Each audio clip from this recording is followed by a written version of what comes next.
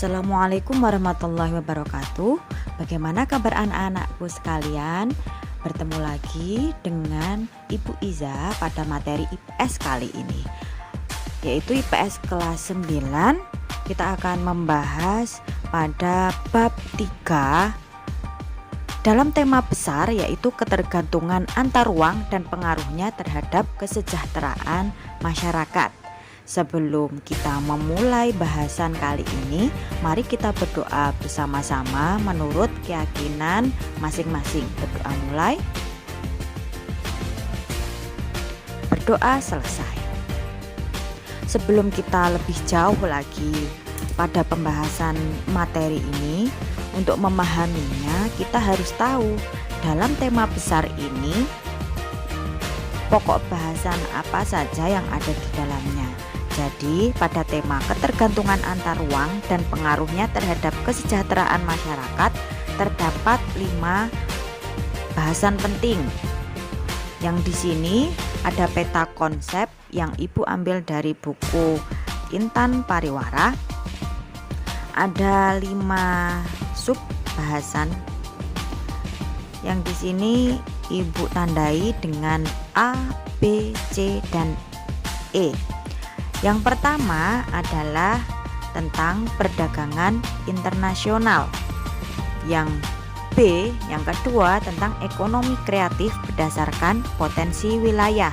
Yang C, tentang persaingan sebagai peluang untuk meraih keunggulan ekonomi bangsa. Yang D, pengembangan pusat-pusat keunggulan ekonomi.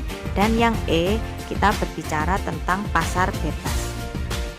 Untuk kali ini kita membahas yang pertama dulu, yaitu tentang perdagangan internasional. Jadi dalam perdagangan internasional itu kita nanti akan mencari tahu apa yang mempengaruhi adanya perdagangan internasional. Kita lihat panah di bawah.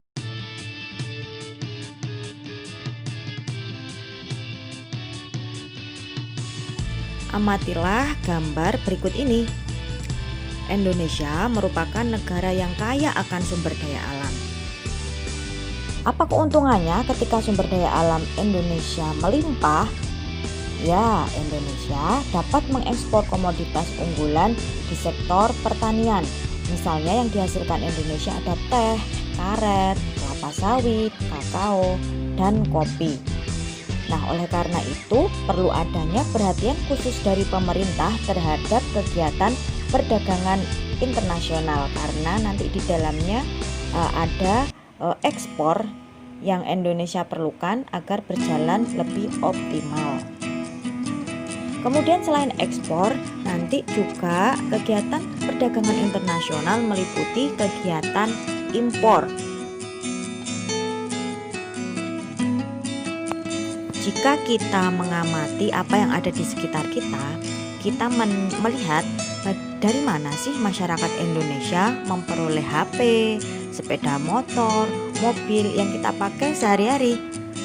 Dari mana juga suatu negara dengan luas wilayah yang kecil seperti Singapura misalnya, dan tidak memiliki sumber daya alam yang memadai dapat memenuhi kebutuhan hasil bumi. Nah, pertanyaan tersebut menunjukkan bahwa keadaan suatu wilayah dengan wilayah lain itu berbeda. Jadi kebutuhan yang berbeda itu dapat dipenuhi dengan perdagangan internasional. Perdagangan internasional merupakan perdagangan barang atau jasa antar negara yang dapat diwakili penduduk atau badan lembaga suatu negara dengan penduduk atau badan lembaga negara lain berdasarkan kesepakatan atau perjanjian antar negara yang bersangkutan.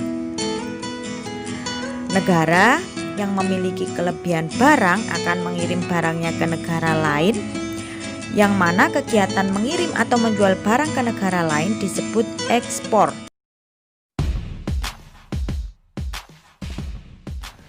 Masuk ke pembahasan selanjutnya, mengapa perdagangan internasional terjadi?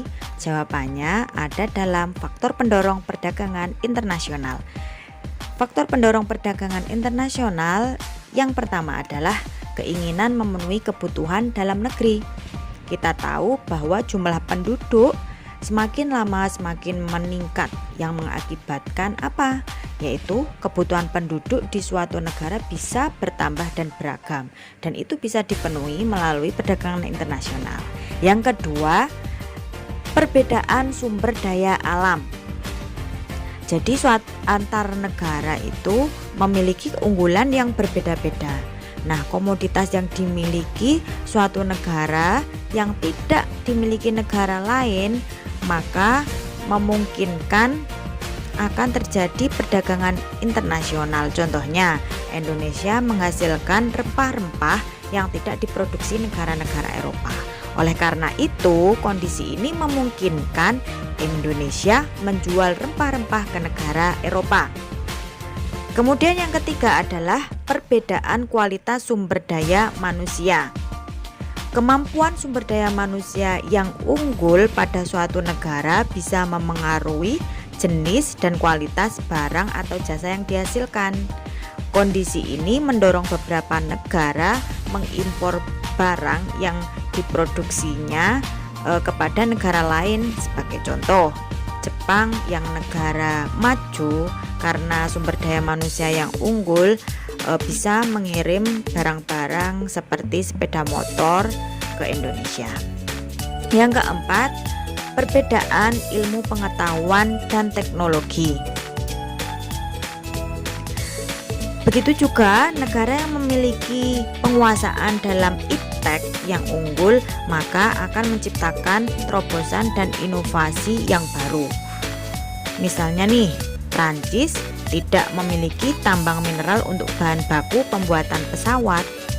Akan tetapi, negara Prancis memiliki iptek yang unggul dalam pembuatan pesawat. Kemudian, Indonesia kaya akan sumber daya alam untuk bahan pesawat. Dari situlah Indonesia mengirim barang atau bahan untuk pesawat, kemudian Prancis memproduksinya. Setelah jadi, Indonesia mengimpor pesawat dari Prancis. Selanjutnya yang kelima adalah perbedaan budaya. Jadi seperti kerajinan tenun dan batik yang dimiliki Indonesia bisa mendorong beberapa negara untuk mengimpor dari Indonesia kerajinan tenun dan batik yang dimiliki oleh Indonesia. Yang keenam, tentang perbedaan biaya produksi. Jadi suatu negara yang memiliki penguasaan iptek yang tinggi, dia mampu memproduksi barang atau jasa yang lebih banyak. Ya, mengapa? Karena ketika mereka bisa memanfaatkan teknologi modern, mereka bisa menghemat biaya produksi dan menghasilkan barang yang lebih banyak dibanding negara yang tidak menguasai iptek, sehingga produksi atau biaya produksinya lebih besar. Nah, oleh karena itu negara yang tidak menguasai iptek, dia memilih lebih baik mengeluarkan biaya untuk mengimpor barang daripada memproduksi sendiri karena biaya produksinya lebih mahal. Selanjutnya, yang ketujuh tentang perbedaan selera. Jadi adanya perbedaan selera bidang sosial, budaya, sistem politik, dan pandangan hidup itu mempengaruhi terhadap selera masyarakat kepada jenis produk yang berbeda-beda. Misalnya Australia itu penghasil daging sapi unggulan. Indonesia penghasil ikan yang melimpah. Tapi justru masyarakat Australia lebih menyukai seleranya adalah konsumsi ikan, sedangkan masyarakat Indonesia lebih suka memakan daging sapi. Nah, untuk itu terjadi tukar menukar, yaitu akan terjadi perdagangan internasional karena perbedaan selera tersebut. Yang ke-8 tentang kesamaan selera. Kalau sebelumnya perbedaan, ini kesamaan selera. Misalnya apa? Misalnya makanan cepat saji, baik luar maupun Indonesia sama-sama suka atau cocok dengan makanan cepat saji, misalnya KFC, McD, hamburger dan sebagainya. Yang ke-9, keinginan memperluas jangkauan pasar. Kegiatan perdagangan internasional merupakan salah satu alternatif untuk memasarkan produk dari suatu negara. Ketika suatu negara sudah bisa memproduksi barang yang banyak, agar bisa berjalan lancar, maka harus selain dijual di domestik atau negara sendiri, agar usaha itu terus berkembang, maka negara itu juga punya keinginan untuk memperluas jangkauan pasar ke luar negeri. Yang ke-10, tentang kemajuan pada era globalisasi. Selanjutnya adalah manfaat perdagangan internasional. 1. Memenuhi kebutuhan barang atau jasa dalam negeri. 2. Menciptakan spesifikasi produk khas yang dihasilkan suatu negara. Jadi spesifik produk khas ini seperti produk unggulan yang dimiliki suatu negara agar negara tersebut dikenal karena mempunyai ciri khas. Yang ketiga adalah meningkatkan hasil produksi dalam negeri. 4. Membuka kesempatan kerja. 5.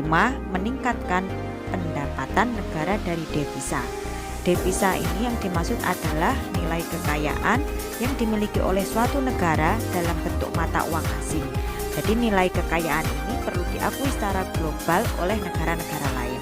Yang keenam, mendorong pertumbuhan ekonomi. 7. Memperluas daerah pemasaran. 8. Mendorong kemajuan ilmu pengetahuan dan teknologi atau iptek. 9. Meningkatkan hubungan persahabatan antar negara. 10. Meningkatkan kualitas konsumsi masyarakat. Kemudian yang perlu kita ketahui adalah apa saja hambatan perdagangan internasional. 1. Adanya perbedaan nilai mata uang antar negara. 2. Adanya pemberlakuan kebijakan ekspor dan impor yang berlaku di tiap-tiap negara. 3. Pembayaran antar negara sulit dilakukan dan beresiko besar. 4. Terjadinya peperangan yang menyebabkan lesunya perekonomian negara. 5. Kebijakan lembaga ekonomi internasional yang menguntungkan negara anggota.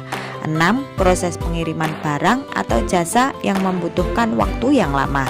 7. Pengenaan bea masuk yang tinggi. Kemudian bagaimana cara mengatasi hambatan perdagangan internasional?